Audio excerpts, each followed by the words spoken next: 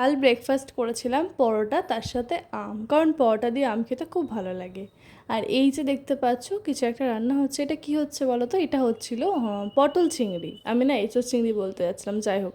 আর এই যে দেখতে পাচ্ছ এতগুলো আম, এগুলো আমার মামা মানে মামা শ্বশুর এসে দিয়ে গেছে ওদের গাছে। আমি করেছিলাম আমরা চাটনি, আর আমার বর করেছিল পটল চিংড়ি, আর এদিকে হয়েছিল চাল কুমড়ো, ভেন্ডি ভাজা, এগুলো আমি করেছিলাম। তো দেখতেই পাচ্ছ যে খেতে বসে পড়েছি দুপুরবেলায়। থেকে ভাবলাম আমার বডি রান্না করে, তাই ওই আজকে পটল চিংড়িটা করেছে। সত্যি পটল চিংড়িটা মুখে লেগে থাকার মতন হয়েছিল, জাস্ট দারুণ হয়েছিল। জমেই খাওয়া দাওয়া করলাম। চিংড়ি তো খেতে বেশ ভালোই লাগে, চিংড়ি যত বেশি বড় হয় তত বেশি টেস্ট হয়। তো যাই হোক, এই যে দেখতে পাচ্ছ বিকালে চা নিয়ে বসে পড়েছি, চা করে নিয়েছিলাম, আর এরপরে দুটো বিস্কিট নিয়ে নিয়েছিলাম। তো চা খেয়ে নিলাম সন্ধ্যাবেলা, এরপরে একটু রেডি হয়ে নিচ্ছিলাম, কারণ বরের জন্য টুকটাক কিছু কেনার ছিল, যেহেতু ওর পরের দিনই বার্থডে ছিল।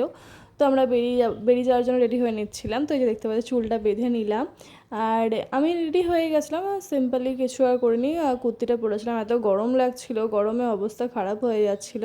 তো আমার সাজ বলতে সিঁদুর পরা, লিপস্টিক দেওয়া, একটু কাজল হালকা করে, ব্যাস এটুকুই। তো এরপরে চলে গেছিলাম আমরা রাস্তাতে, পার্সও নিয়ে নিয়েছিলাম হাতে, তো টুকটাক একটু ক্ষীর চপ নিয়েছিলাম মায়ের জন্য, কারণ মায়ের বাড়ি যাবো বলে। তো এই যে দেখতে পাচ্ছ এখানে একটা পুতুল নাচ করছিল, মানে মানুষই ছিল আর কি। তো যাই হোক, ভিটুতে। এরপর আমরা চলে যাচ্ছিলাম মায়ের কাছে, অনেকদিন মায়ের কাছে যাওয়া হয়নি, তো মায়ের কাছে গিয়ে একটু লাল চা খেয়ে তো একবার চা খেয়ে এলাম, তো মায়ের কাছে এসে একটু চা খেলাম। এই যে দেখতে পাচ্ছ আমরা যাচ্ছিলাম রাজাগঞ্জের মোড়, কারণ সেদিন মঙ্গলবার ছিল, কোনো কেকের দোকান খোলা ছিল না, তো গোস্বামী বেকারিটা খোলা ছিল। তো ওখানেই চলে গেছিলাম কেক নিতে। আর বাড়িতে যেহেতু কেউই কেক খাওয়া নেই, আমার শাশুড়ি শ্বশুর ডিম খায় না, তো ওটা ডিমের কেক, তাই আমি দুটো পেস্ট্রি নিয়ে নিয়েছিলাম। আর বেলুন নিয়ে নিয়েছিলাম, রংমহলও বন্ধ ছিল, সেরকম কিছুই মানে যতটা ভেবেছিলাম কিছুই করতে পারিনি। তো এই কটা বেলুনই নিয়ে জাস্ট ফোলাচ্ছিলাম, দেখতেই পাচ্ছ। মাত্র 10 মিনিট ছিল 12টা বাজতে, তাই চলে এসেছিলাম কেক নিতে, মানে একটু সাজাবো বলে। তো দেখতে পাচ্ছ একটা মোমবাতি নিয়েছিলাম লাভ। তো এরপরে চকলেটগুলো নিয়েছিলাম, ওখানে পেয়েছি চকলেটটা না খুব কমই পাওয়া যায়, খুবই টেস্টি হয়, তোমরা কারা কারা খেয়েছো জানি। এর দোকান থেকে একবারে নিয়ে নিয়েছিলাম ওর জন্য একটা কিটকেট, আর বাকি চকলেট তো ছিল বাড়িতে, আর ও খুব একটা চকলেট খায় না আমার বর, তো ওই জন্য আমি বললাম যে একটা তো কিছু তোমার ফেভারিট হবে। তো বললো কিটক্যাট ভালো লাগে, তো ঠিক আছে কিটক্যাটটাই নিয়ে নিয়েছিলাম। আর এই হচ্ছে পেস্ট্রি দুটো নিয়েছিলাম, একসাথে করে নিয়েছিলাম।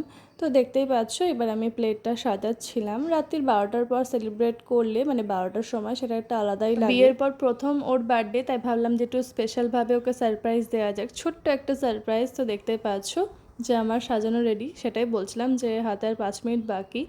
তো এই হচ্ছে আমার সাজানো হয়ে গেছে, ডান, দেখতে পাচ্ছ। এবার আমি নিয়ে যাব কেকটা। আমি তো টাইম দেখছিলাম সমানে, তো আমি দেখলাম যে 12টা বেজে গেছে, আমি বক্সে গানও চালিয়ে দিয়েছিলাম, আর ও শুয়ে শুয়ে ফোন দেখছিল। এরপরে ওকে আমি বার্থডে উইশ করলাম, একদম পুরো 12টা বাজছিল তখন। আর ওর তো চুল দাড়ি কিছুই কাটা হয়নি, ও জানতো না যে আমি ওকে সারপ্রাইজ দেবো, তাই বলছে তুমি আগে আমাকে বললে না। তো যাই হোক, এরপরের দিনও ও আবার বার্থডে দিন গিয়ে চুল দাড়ি কেটে এসেছিলো। তো এরপরে বার্থডের কেক কাটছিল, দেখতেই পাচ্ছ।